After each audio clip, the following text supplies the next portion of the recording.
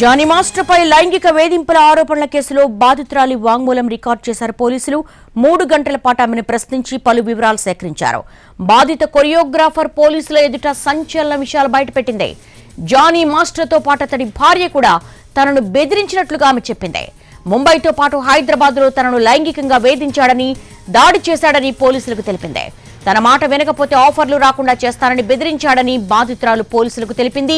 ఆ యువతి స్టేట్మెంట్ ను పోలీసులు రికార్డు చేశారు. దాదాపు 3 గంటల పాటు ఆమె నుంచి పలు వివరాలు సేకరించారు పోలీసులు.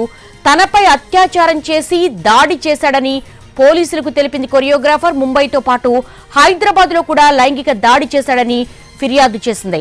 ప్రస్తుతం నార్సింగ్ పోలీసుల ఎదుట హాజరైంది జానీ మాస్టర్. బాధితురాలు ప్రస్తుతం ఆ బాధితురాల నుంచి స్టేట్మెంట్ రికార్డు చేస్తూ ఉన్నారు. అసలు ఏం జరిగింది, జానీ మాస్టర్ తనకు ఏ విధంగా లైంగిక వేధింపులకు పాల్పడ్డాడు, అత్యాచారం చేశాడు అన్న విషయాలకు సంబంధించి చాలా సంచలనమైనటువంటి స్టేట్మెంట్స్ ఇస్తోంది కొరియోగ్రాఫర్. పోలీసుల ఎదుట అనేక విషయాలు ఆమె బయటపెట్టినట్టుగా తెలుస్తోంది. జానీ మాస్టర్తో పాటు అతడి భార్య కూడా తనను బెదిరించినట్లుగా ఆమె చెప్పింది. ముంబైతో పాటు హైదరాబాద్ లో తనను లైంగికంగా వేధించాడని, దాడి చేశాడని పోలీసులకు తెలిపింది. తన మాట వినకపోతే ఆఫర్లు రాకుండా చేస్తానని బెదిరించాడని కూడా బాధితురాలు పోలీసులకు వివరించింది. దీనికి సంబంధించి more details crime input editor Ramesh అడిగి మరిన్ని వివరాలు తెలుసుకుందాం. రమేష్, జానీ మాస్టర్ కు లైంగిక వేధింపులకు సంబంధించి బాధితురాలు పోలీసుల ముందు ఎటువంటి వాంగ్మూలం ఇచ్చింది? దేవి, ఈ కేసు సంబంధించి కీలక పరిణామం చోటు చేస్తుందని చెప్పొచ్చు. అయితే ఇవాళ అందుబాటులో లేను, ఈరోజు స్టేట్మెంట్ ఇవ్వలేనని చెప్పిన ఆ కొరియోగ్రాఫర్, లేడీ కొరియోగ్రాఫర్ బాధితురాలు కొద్దిసేపు క్రితమే పోలీసుల ఎదుట, అంటే పోలీసులే ఆమె దగ్గరికి వెళ్లి స్టేట్మెంట్ రికార్డ్ చేయడం జరిగింది. దాదాపు 3 గంటల పాటు స్టేట్మెంట్ రికార్డ్ చేసిన తర్వాత ఆమెను భరోసా తీసుకువెళ్లి ఆమె కౌన్సిలింగ్ కూడా ఇవ్వడం జరిగింది. అయితే ఆ తర్వాత స్టేట్మెంట్ లో చాలా కీలకమైన అంశాలు కూడా చెప్పడం జరిగింది. మా స్క్రీన్ పై చూస్తున్నట్టు స్క్రీన్ లో ఉన్నట్టు స్టేట్మెంట్ లో చాలా కీలక అంశాలు బయటకు రావడం జరిగింది.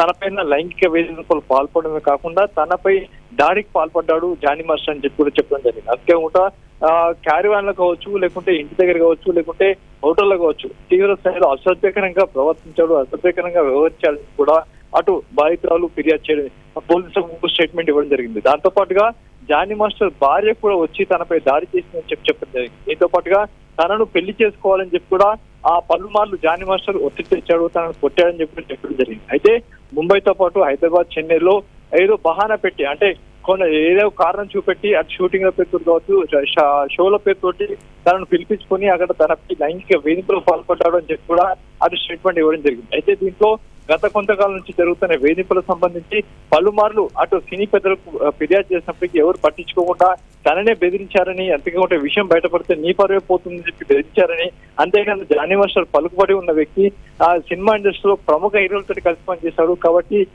ఆ విషయాన్ని ఎట్టి పరిస్థితుల్లో బయట పెడితే నీకే నష్టం జరుగుతుందని చెప్పి నన్ను బెదిరించారని చెప్పి కొరియోగ్రాఫర్, లేడీ కొరియోగ్రాఫర్ అటు పోలీసులకు స్టేట్మెంట్ ఇవ్వడం జరిగింది.